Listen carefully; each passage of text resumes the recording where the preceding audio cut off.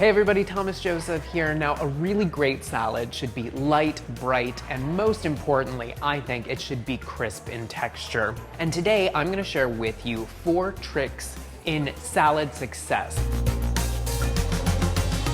What is the first tip? Well, that's in shopping your greens. Going out to the farmer's market or going to the grocery store and buying greens that will hold up when making a salad. So I have a few options here in front of me. These are sturdy, crisp greens and they'll last a little bit. So when you build your salad, they won't get soggy and limp. Examples of crisp greens, this is romaine here, which is nice and sturdy. I have Bib lettuce here. Endive, which is a tiny bit bitter, but really crisp and crunchy, is really great. Radicchio, Treviso, those are other members of this family here, would be fantastic. And kale. So this is curly kale here, but you could also use Tuscan kale. Anything that's kind of sturdy and crisp works really well in making salads. So my preference would be to use these crisp, crunchy greens, and that's the first tip in making a crisp, delicious salads. The second is in washing and thoroughly drying your greens. Now, I have here a mixture of Bib lettuce and romaine, and I'm just washing them in a big bowl of water here. Now, if you bring your salad greens home from the farmer's market or the supermarket and you notice that they're a little limp, they're slightly wizened from heat, they're kind of absent of moisture, if you plunge them, pick them apart, cut them into the pieces you would like ultimately, and throw them in a bowl of ice water. What will happen is the water will rehydrate and the cold ice will help to crisp up the greens nicely, and they should come back in probably about a half an hour in that mixture of ice and water. So I'm using a salad spinner today. If you guys don't have one of these at home, make sure you invest in one, especially if you love eating salads. They're probably the most important tool in making salads, because what they do is they get off all of the water from the greens. You might be saying, is it really that important to have dry salad greens? And the answer is yes, because if you have wet salad greens, what's gonna happen is that dressing that you put on is going to immediately slip right off of the lettuce leaves. And so you're gonna have to use much more salad dressing or vinaigrette to flavor your salad, and ultimately, the more liquids that you use, the soggier salad's going to get. So having thoroughly dried greens is very important, and that's step number 2. Now, giving this a little bit of a check here, you can see how much water actually comes off of the greens. If you do this a few times, your lettuce should be nice and crisp and really nice and dry. So while this is hanging out here, I'm gonna start on tip number 3. Tip number 3 is making a very flavorful salad dressing. Oftentimes recipes will tell you that you should use 1 part of vinegar or acid and 3 parts of oil.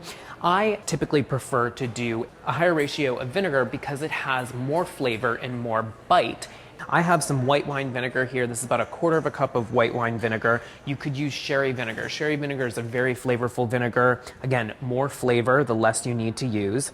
I'm adding about 1 tablespoon of Dijon mustard, and Dijon mustard is a really great ingredient to have on hand, not only for sandwiches, but in so many different salad dressings, it's extremely useful. Now, you could use whole grain mustard, that would be great here. If you love honey mustard, that would be fantastic. Any type of mustard you have, even a little bit of mayonnaise, what it does is it amps up the flavor, it creates an emulsification, and that emulsification will help the vinaigrette stick to the dry lettuce leaves. So into my vinegar and Dijon mixture here, I'm gonna add a good amount of salt. Now, I'm gonna do 2 hefty pinches here, and you might think, wow, for this little quantity of vinegar and mustard, that's a lot of salt, but what you're really doing is that salt needs to flavor all of those lettuce leaves. So be generous, and same thing with pepper. I'm gonna add 2 large pinches of freshly ground pepper here. Now, if you wanted to add spice or if you wanted to add herbs, you could certainly do that. That would be fantastic and also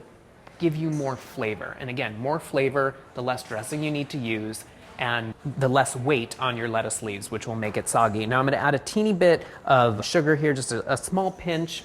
If you were using honey mustard, you don't need to use sugar. You could even add a little bit of honey if you'd like, or even a tiny bit of maple syrup would be really nice. So I'm gonna whisk these ingredients together. What you're really looking to do in this step is to dissolve the salt slightly in the vinegar. mix these ingredients up, and then drizzle in your olive oil. I'm really only going to use maybe 1/3 of a cup to 1/2 of a cup of olive oil. And when you're making vinaigrettes and when you're buying olive oil for your kitchen, you want to make sure that you have an olive oil that's really great for cooking, so something with maybe a little bit more of a neutral flavor to it. You should also have on hand a more flavorful olive oil for things like salad dressings like this, and also for finishing things, drizzling it over wonderful mozzarella cheese. Really flavorful olive oil will go a long way because you don't need to use that much of it. So my vinaigrette's done, and now the 4th step in making a perfectly crisp, flavorful salad is in tossing the salad together. You might not have a giant bowl like this at home, but if you're serious about your salads, you should invest in one.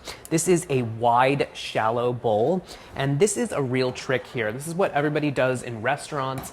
A wide, shallow bowl that you can toss your salad in will help keep it nice and crisp, and you won't bruise the lettuces, and you won't overdress them as well. And you might be saying, what? Why does this matter? Well, a wide bowl, you have more surface area.